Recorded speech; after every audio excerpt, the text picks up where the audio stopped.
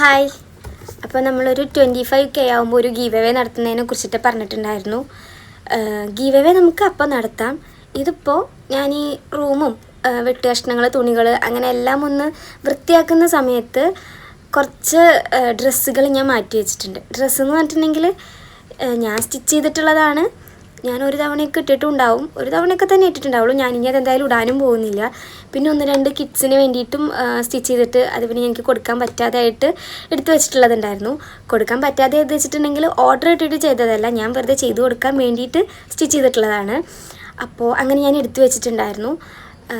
അപ്പോൾ അത് ഞാൻ കാണിക്കാം. നിങ്ങൾക്ക് ആർക്കെങ്കിലും വേണമെങ്കിൽ ഒന്ന് കമൻറ്റ് ചെയ്യുക. അപ്പോൾ ഞാനത് അയച്ചു തരാം.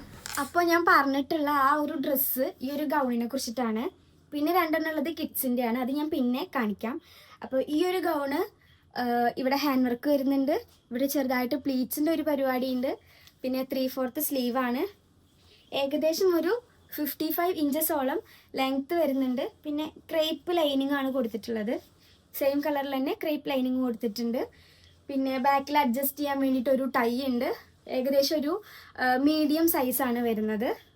ഇപ്പോൾ സൈസ് കുറഞ്ഞ ആൾക്കാണെന്നുണ്ടെങ്കിൽ ഇത് ഷേപ്പ് ചെയ്യാം, അല്ല കൂടിയ ആൾക്കാണെന്നുണ്ടെങ്കിൽ ഇതാ ഇവിടെ ഇങ്ങനെ സ്റ്റിച്ചസ് കൊടുത്തിട്ടുണ്ട് അഴിക്കാൻ വേണ്ടിയിട്ട്.